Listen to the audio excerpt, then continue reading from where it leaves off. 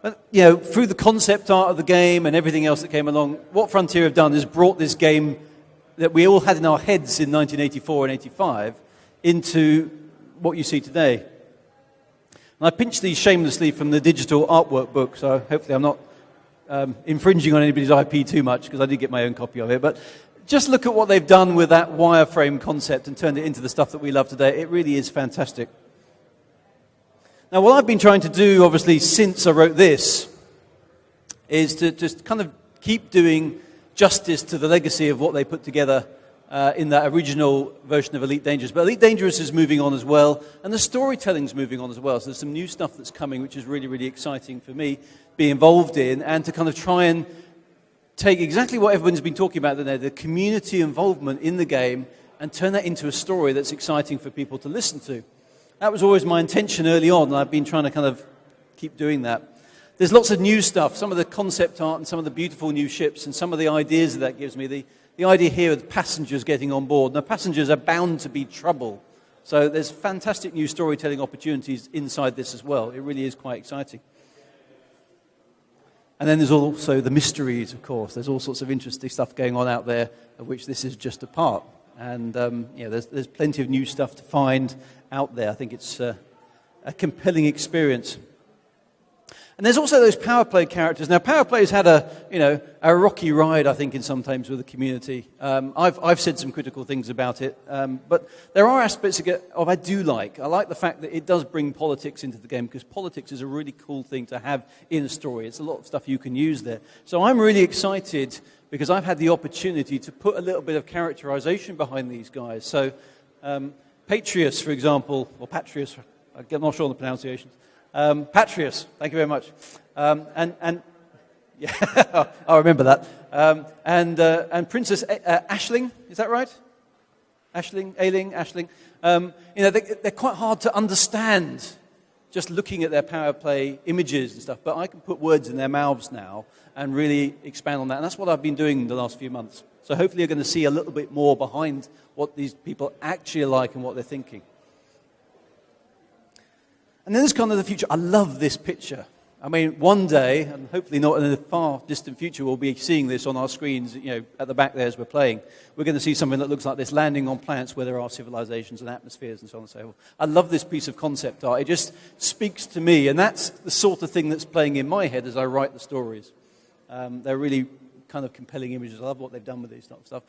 The artwork actually is the thing that I sit and listen to. When I'm writing, very small aside, when I'm writing, I've got this sort of stuff in the background on my PC. And I've also got the Elite kind of menu music playing on almost an endless loop sometimes, just to kind of get me in the mood for Elite when I'm writing, which is good fun.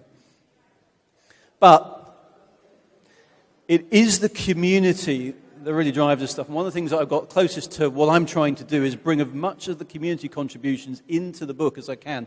I can't do everything. There just aren't enough words. But you've seen these lists of people, and there are thousands more factions and organizations out there, and people send me mugs, and they send me patches, and they send me all sorts of interesting bits and pieces, and I love trying to keep an eye on these things. Putting back into the book what you guys have generated is a fantastic resource for me, so please keep doing it. Please keep letting me know what you're doing, and I'll do my best to kind of to put it all in for you, because there's just so much really cool stuff. Whether it's voyaging to Beagle Point or Colonia or some of the local small stuff. I'm glad hopefully are there Hutton muggers in the audience, by the way? Any Hutton muggers left? Truckers? Yeah, good stuff. Well, there is a mug. There is a mug in the book. I managed to get a mug in the book, so I was quite pleased with that.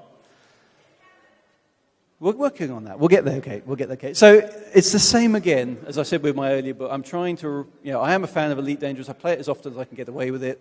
And I'm trying to put that back in. But thank you guys very much for, originally kickstarting the game, kickstarting my first book, and then kind of being with me through this whole saga, buying the book and liking it. Thank you very much for that. So it gave me the opportunity to write another one. So, and I'm hoping this second one will be just as much fun for you guys to kind of enjoy. So fingers crossed. So what I've got for you today is a very early part of the book, actually kind of the intro to the book. So you're actually this is how Elite Premonition starts. So I hope you like it. I'll make sure I have my words ready to go this time. I can just unlock my phone. There we go. Oh, and thanks, by the way, also to Michael Brooks for sorting out all the approvals for this, because it's really good. So,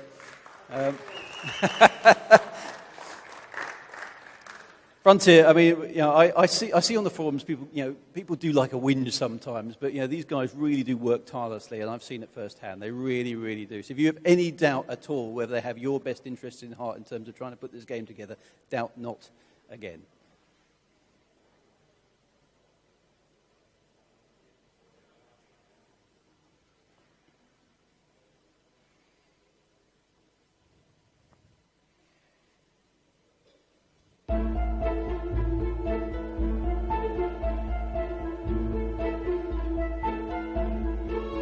They used to say which space was haunted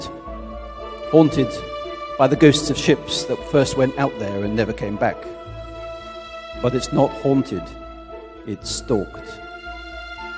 Stalked by the superpowers, Federal, Imperial and Alliance, each vying for superiority amidst the harsh and radiation-soaked vacuum of space, led by powerful figureheads playing a game with entire star systems as their pieces. Stalked by the factions, who squabble and fight under 1,000 different banners in an endless cycle of conflict to secure a patch of transitory territory, each struggling to assert its will across stations, outposts, and systems. Stalked by pirates, who prey and interdict ships in the hope of securing a lucrative cargo from a hapless trader. Most kill by necessity, fighting to keep their ships running and put food on the table. Some kill because they enjoy the pain, the slaughter, and the mayhem they cause.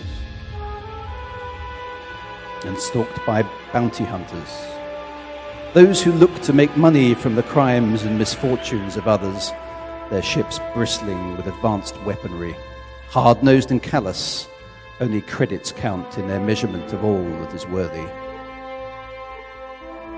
And stalked by the traders, the masses who scour the space lanes for the next best profit run, ferrying goods and cargo from one place to another on an endless quest to better themselves, afford a bigger or more luxurious vessel, and retire to somewhere quiet and safe. But it isn't safe out here. It's dangerous. If you live and work in space, you take your choice and choose your role. No one tells you what to do. The only certainty is uncertainty, watching your scanners for the trace of another ship which you must assume is hostile because the chances are it is. Only a few look beyond the artificial boundary that rings the edge of civilization. 100 light years is but the tiniest mote when weighed against the splendor and scale of the galaxy. But there are rumors, of course. Ships that return from long ventures in the void with crews gone insane, or ships that are found abandoned in the darkness. The tales tell of lost planets, ancient civilizations, and strange beacons. Now, it's said by some that humanity did encounter another race out here. If so, it was decades before, and that first encounter did not go well.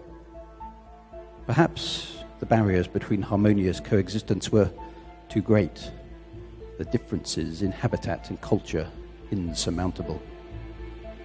What few accounts are available suggest that human and alien retreated to lick their wounds. Perhaps they will return. Perhaps they're already here.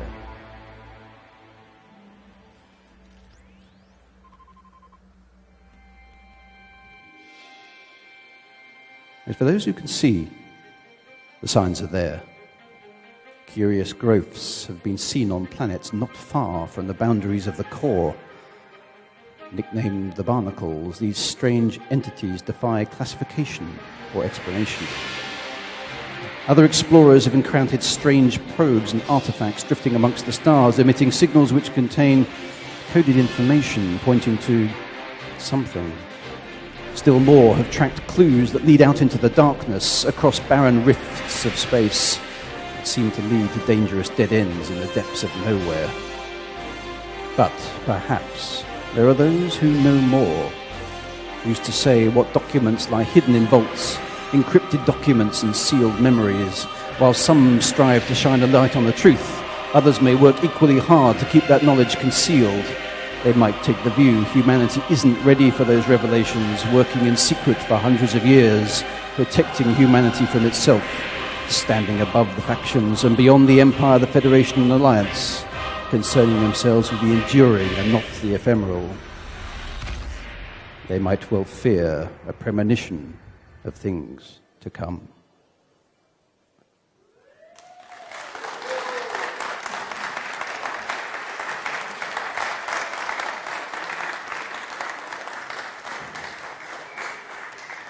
There you go.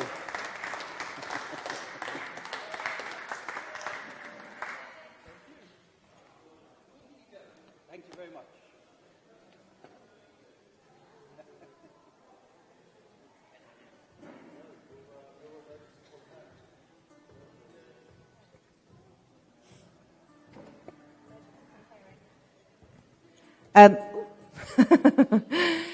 Drew, thank you so much. Who's looking forward to that book?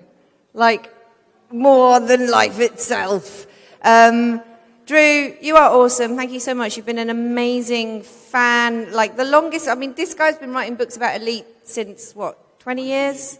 1985. He's literally older than the moon. Thank you so much. We can't wait. And another huge round of applause for the awesome Drew Wagar, who I am reliably informed is going to be wearing some safety goggles down in the Nerf Wars in the not too distant future. So if you want to shoot at him, you can also do that. So yeah, grab a drink. We've got Nerf Wars coming up soon. We're missing a publisher right now. So apart from that, no one else knows what. But Nerf Wars coming soon, and more from Drew tomorrow as well. What are you reading tomorrow? Shadewood Exoneration. And if you haven't picked that up yet, it's on sale on the bookstore. You can get it signed by the man himself. So yeah, get yourselves ready. Get a drink. Oh no, is it? Are you Gem? Are you playing? Hang on. Let's just go around here. Let's have a little bit of interaction. You all know Gemma Johnson, right? The wonderful Gemma Johnson, who is going to be singing for us. When are you singing for us? After the Nerf War. After the Nerf Wars. If you don't know, what's your YouTube channel? You just type in Gemma Johnson with a J. Gemma Johnson. She's Simulator's daughter. She's got a voice of a blimmin' angel. And I believe she's going to be doing a rendition of Uh-Oh Slough for us, right? Oh, Slough, yes. Uh-oh Slough. So, yeah, so Nerf Wars, then Gemma, and then more beer and probably some music. So enjoy, go load up with beer, and get ready to wage war.